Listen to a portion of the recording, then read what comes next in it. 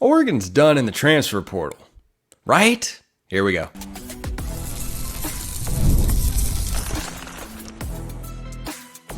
You are Locked On Ducks, your daily podcast on the Oregon Ducks, part of the Locked On Podcast Network, your team every day.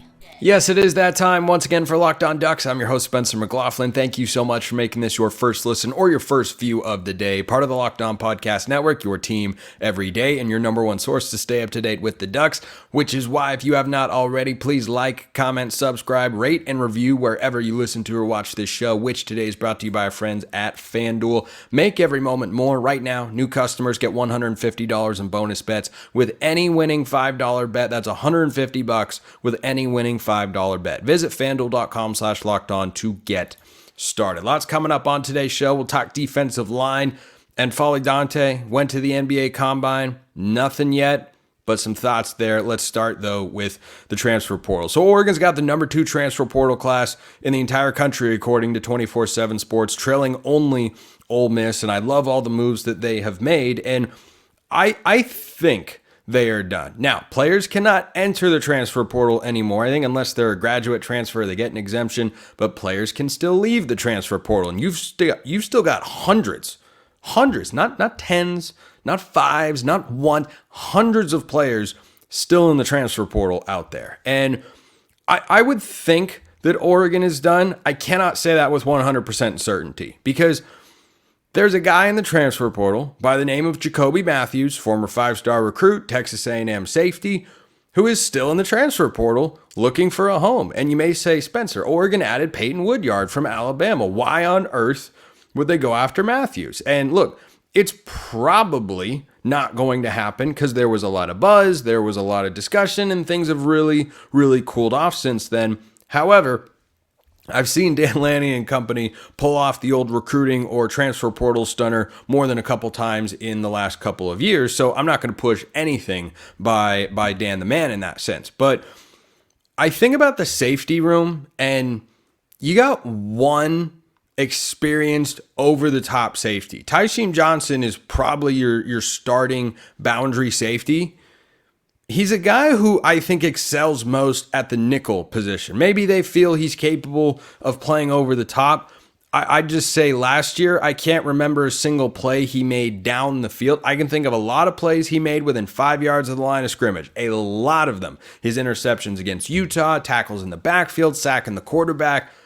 He's really good at all of that. But playing in the deep coverage spot, you can certainly make the case, well, if you don't hear from him, then that means he's doing his job. That can be true. There were, however, several instances in which he was beat down the field or beat in coverage situations. I don't think that's where he excels in the open field.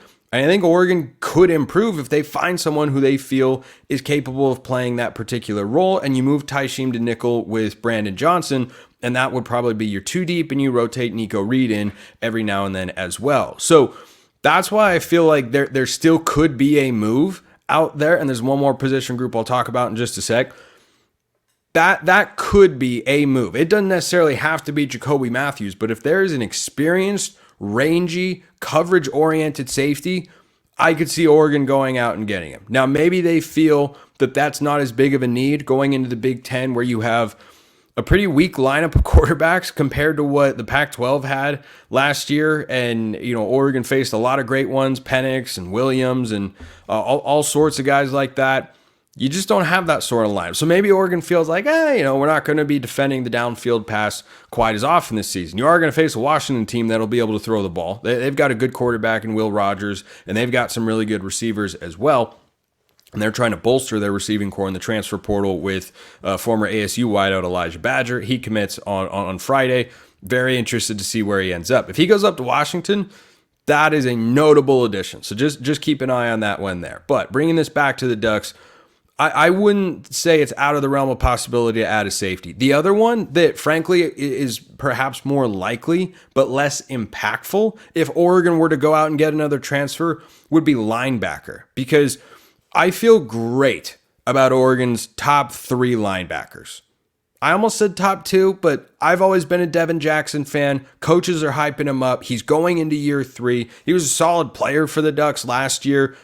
I think as a number 3 linebacker, that's pretty high level. And if either Bossa or Jacobs were to go down with an injury, have to come out of the game, I feel really good about putting Devin Jackson into that spot. But if you don't have Jackson there, or if you don't have Boss, like let's say one of those guys gets injured, that room suddenly looks really thin. Now, maybe they feel that Connor Soley, who is stuck around, transferred in from ASU last year, was not a super highly regarded guy and played mostly on special teams for the Ducks a season ago. Maybe they feel like he fits into the fold. Maybe they feel like Jerry Mixon, who was on the 2 deep a year ago, but really didn't play a whole heck of a lot. They really just ran with Bossa and Jackson, along with Jamal Hill and Justin Jacobs. Bryce Betcher was in the mix as well, but that's the other wild card component. If Bryce Betcher gets drafted by a Major League Baseball team, he might pursue baseball and not be around for the football season because he could be, in a major league organization, and playing college football would then, of course, be immensely difficult. So those are the 2 spots. I'll throw in interior offensive line, maybe. They've got young guys in there, but again, nobody who's super experienced. Davey Uli is probably the 6th offensive lineman for this Oregon team, and he can play at least 2 spots, both guard positions on the interior. So I feel good about that if you have an injury there, but how do they feel about George Silva at offensive tackle? Or how do they feel about Jaquan McCroy, the freshman, or Kawika Rogers, who's been in the program for the last couple of seasons? Maybe, but I think linebacker is one where if you see someone who is a depth piece, not a starting caliber guy, Oregon, unless they find a good safety that they like who's not Jacoby Matthews, I don't think you find a starting caliber player anymore, but can you find depth pieces? Absolutely. Because even at the safety position, Tyler Turner will be a redshirt freshman, Aaron Flowers, true freshman, Peyton Woodyard, true freshman.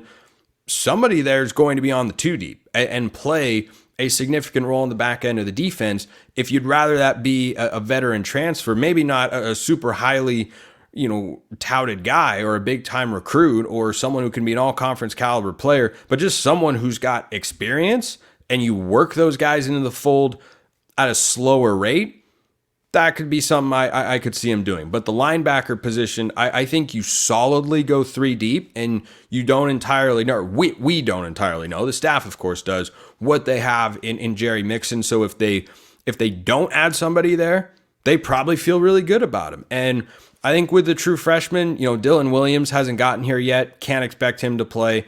I think Kamar Mathudi clearly needs a redshirt year after what happened in the spring game. He got bowled over a couple times. And yeah, Jay Harris is a big guy.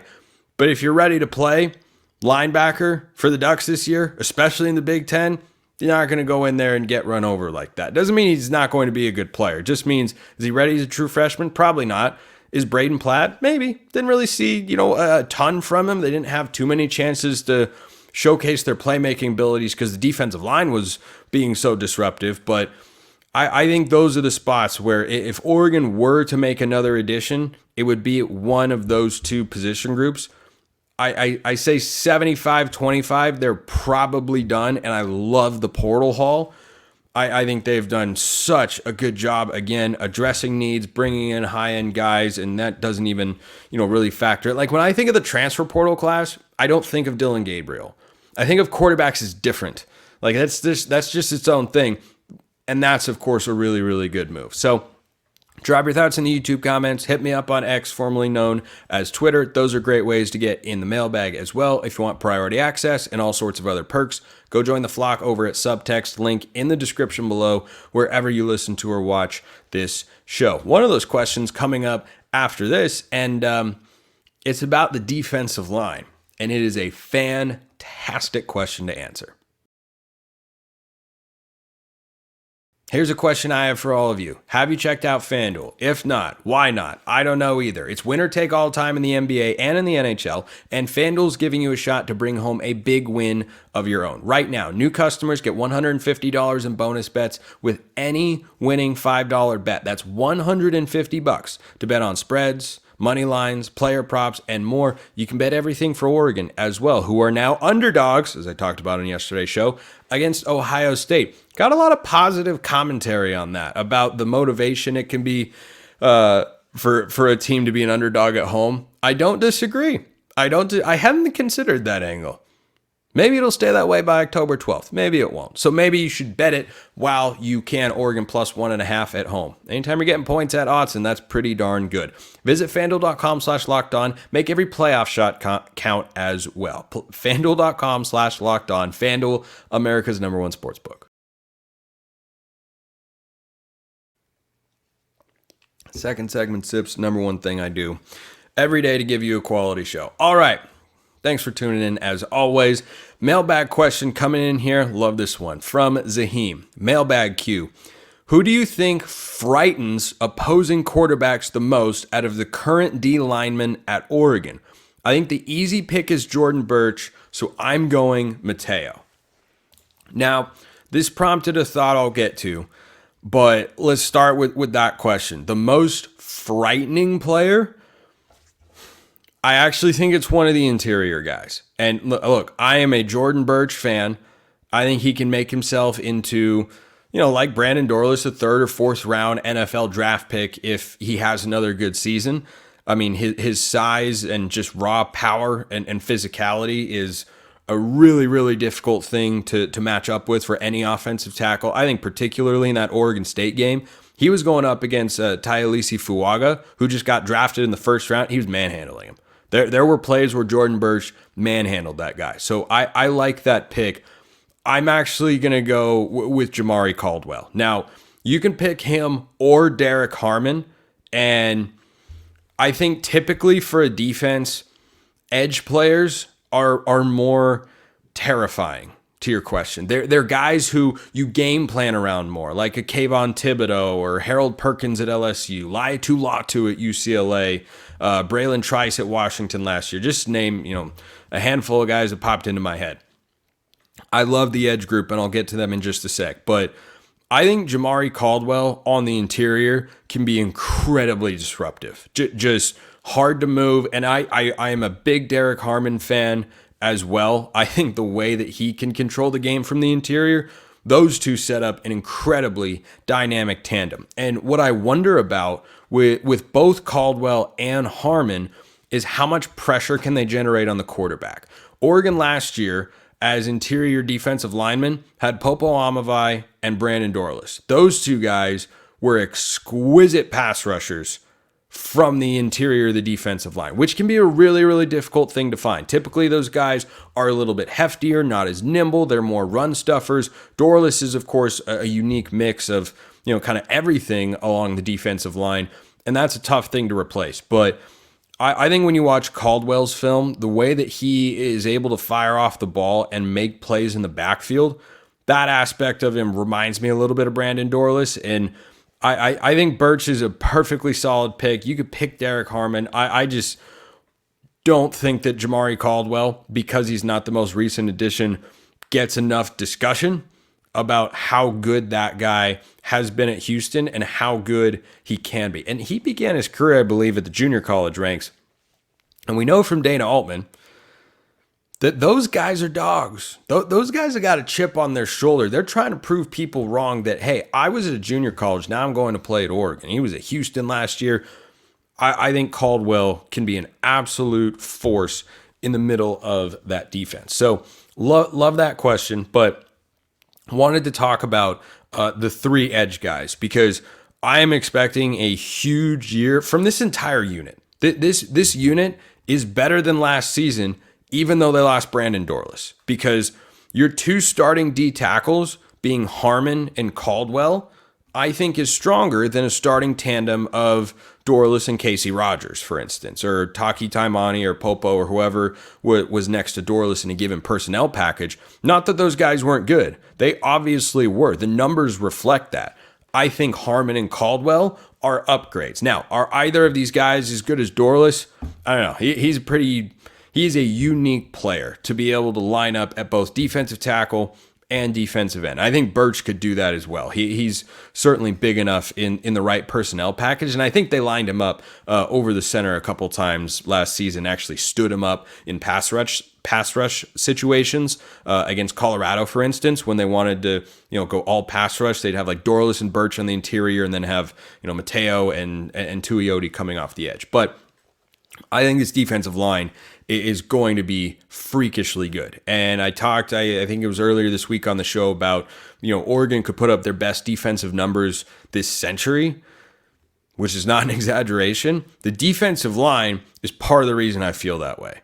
I mean, having Birch back, huge. Interior guys, massive. But this trio of true sophomores, they were really impressive last year. Mateo was the highest rated recruit of the bunch. He was a 5-star, and I think he actually got knocked down, to a highly rated 4-star, whatever. Guy's a good player, played as a true freshman for a reason. Blake Purchase, I thought, did some nice things. He wasn't quite as consistent. Pro Football Focus agreed with that assessment a year ago. Still, he was involved in playmaking situations.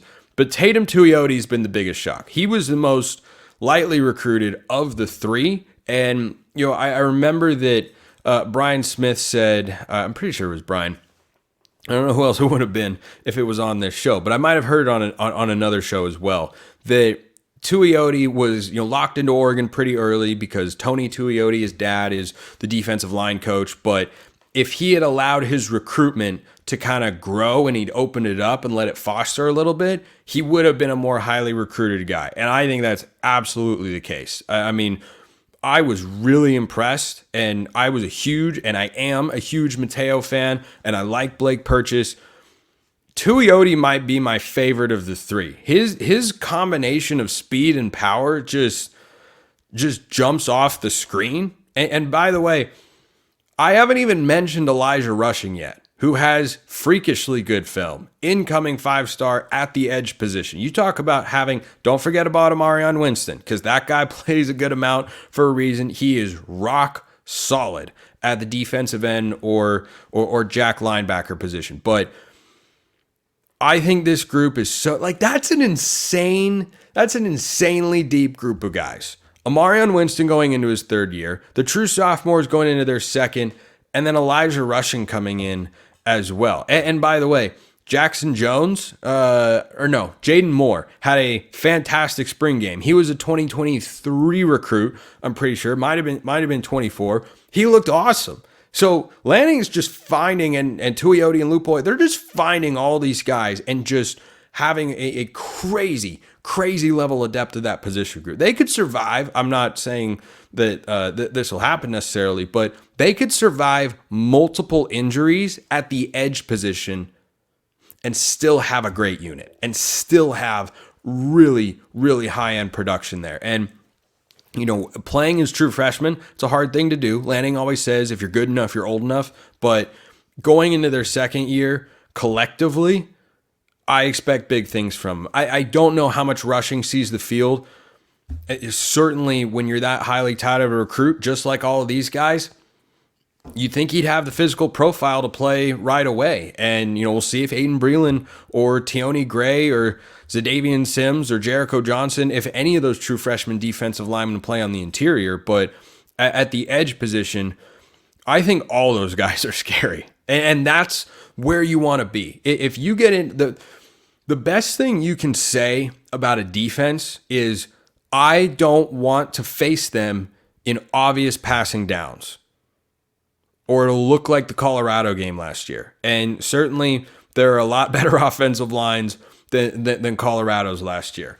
I think we all understand that. But you want to be a defense where fans are watching at home going, those pass rushers get to just pin their ears back. And I think the pass rushing centric unit for the Ducks this year looks something like probably Derrick, Harmon, and Jordan Birch on the interior, and then whoever's freshest or whoever's hottest playing at the edge. Mateo, Tuioti, Purchase, Rushing, Winston. That's a crazy deep group. And Oregon's had some good edge players over the years. This is the deepest unit that I can remember. Because if you think back to when Deion Jordan was tearing it up and got taken really high in the NFL draft, who was behind him? I mean, I honestly am trying to remember, and the fact that I can't is just indicative of, that was post Kenny Rowe. Loved Kenny Rowe. Great pass rusher. But I think that unit is so fantastically built, and they are built to succeed, to keep guys fresh, to have positional versatility, to drop in coverage every now and then. Tuioti was covering Terrence Ferguson on a shot down the field. Guy's a crazy athlete. So I love that group. Love the defensive line question. I think they are going to be really, really good, and I can't wait to watch. I really hope, this is talking next segment sort of deal, that N'Faly Dante's back next year. I think he will be, and I think he should be, most importantly. That's coming up next.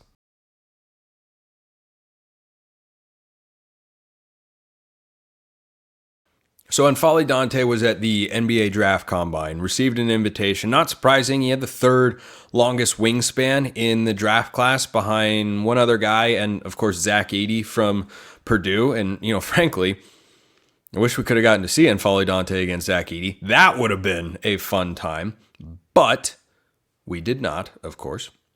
And Dante, though he's not as good a college player as Edey, he's really, really good, though, as we all know. I think he projects as a better pro. But.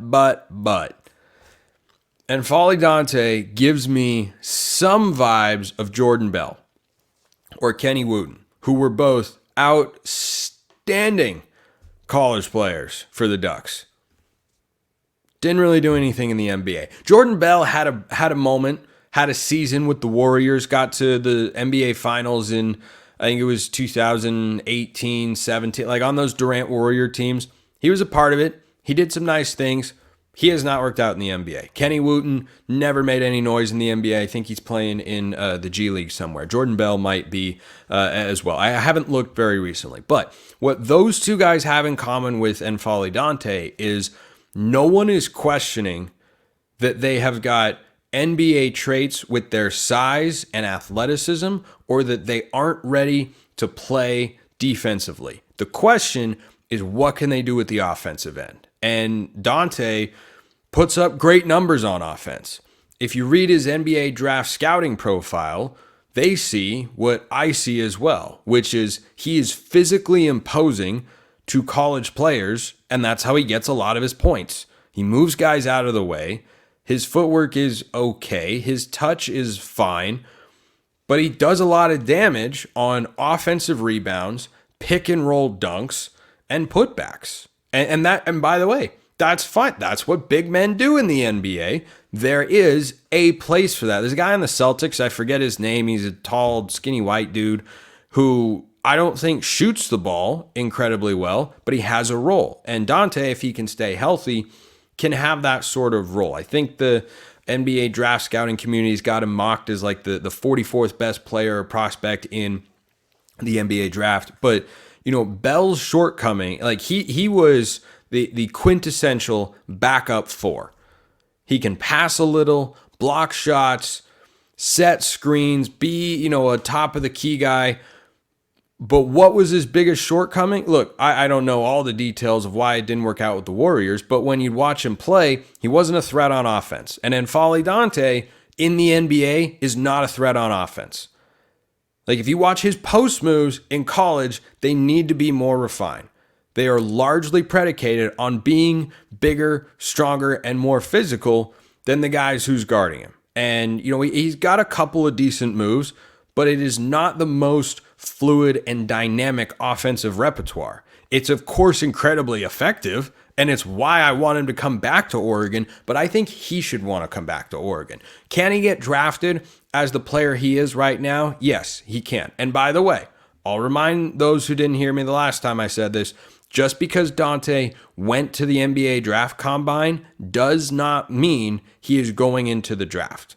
And he was interviewed recently about the situation with the medical waiver, and he just kind of said, it is what it is. It seems like he's waiting to see if he gets approved, and if he doesn't, then he'll go to the NBA. But if he does, I would think he would go back, and I think he could benefit tremendously. The biggest thing that I think he needs to be able to add is just like a 10 to 15 foot reliable jumper. Can he add that? He doesn't have the prettiest shot. It's not ugly. It's just it's okay. It's a little jerky, but he can get it off clean. He's got a high release. If he introduces that into his game, I think that completely changes him as a draft prospect. And where you get drafted affects how much money you make and all sorts of other things. I mean, that's mostly what it is. Like it can affect perception or, how much you're expected to play or, what's needed of you or anything like that. But the biggest thing is the higher you get drafted, the more money that you can make initially on that first contract. And if that's a consideration for Dante, then going back to Oregon is in his best interest. And there's still no update on the waiver with the NCAA. It appears that he should get it approved. So he played 6 games before getting injured and was out for the year in the 2020-2021 season. That was the COVID year. And Oregon, went to the tournament. First round game against VCU got canceled because of COVID issues with the Rams. And then they went and played the 2 seed Iowa and blew them out. That was the Eugene Omoruyi, Chris Duarte, LJ Figueroa team. The team was nice. That team was nice. Then they got blasted by USC in the Sweet 16. And that was out of character for Dana Altman in the NCAA tournament. But that year, Dante only played 6 games, and the requirement or the threshold to be unable to burn a red shirt or utilize a red shirt rather is 9 games. But that's in a full season, so that might be what the NCAA is looking at is, hey, did Oregon play a full slate of games? Or was it enough for us to keep the same marker? Because they played 28 games that year. They went 21-7. Whereas this past season, they played 36. So that's probably where the NCAA is at a crossroads. But if that gets approved, it's obviously in Oregon's best interest. That is unquestioned. But the point that I'm trying to make here today, and hopefully I've communicated this well enough, or I'm not very good at my job, it would be good for N'Faly Dante to go back for another year because Jordan Bell, I think, could have had another season of eligibility. I know Kenny Wooten had more eligibility, and he would have benefited tremendously, even more than Bell. Bell at least got drafted and had a role on an NBA team. Kenny Wooten did not make any sort of noise. Guy is a crazy athlete and ridiculous shot blocker. And if he'd gone back to Oregon, worked on his offensive game a little bit more, I think he would have had better success, at least early on in the NBA, and that can establish a better foundation for you as you go forward in your career. So I think if Dante can work on a couple post moves, make him a little bit more fluid, expand his range, because basically everything he scores, like if you visualize one of those shot charts they show on ESPN from time to time or TNT, like, oh, where's so-and-so hitting his shots? Dante would just have a collection of green circles right around the basket, right? And that's where he's lethal. And that's where he's still going to score most of his points. But it's hard to improve that aspect of your game that is a significant shortcoming in terms of his NBA prospects. It's a lot harder to work on that if you're not playing as much in the NBA because you don't have that element of your game as refined. Whereas in college, he would be Oregon starting center. He would get plenty of touches and would have the opportunity to showcase that a little bit more. Now, you'd have to balance that, of course, if you're Dana Altman with, hey, we need to be taking good shots. And is that really, a good shot? But certainly Dante, incredibly hard worker. I think he can get that into the fold. And if he does, he can be, he could be a scary good scorer. He could be really, really effective at the college level. But I think he helps his NBA draft prospects, which already look pretty good. He's got a good draft grade. I think it was around 92 because of all the physical traits he has. Just needs that offense to be a little bit sharper. If he does that, he could work his way into being a first-round pick because, as we all know, you can't teach his size, wingspan, athleticism, motor, and just love for the game. He's got all of that stuff. So, hopefully, fingers crossed, N'Faly Dante will be back from one more year. We wait another day. Appreciate everyone listening. I'll see you next time. Have a wonderful rest of your day, and go Ducks.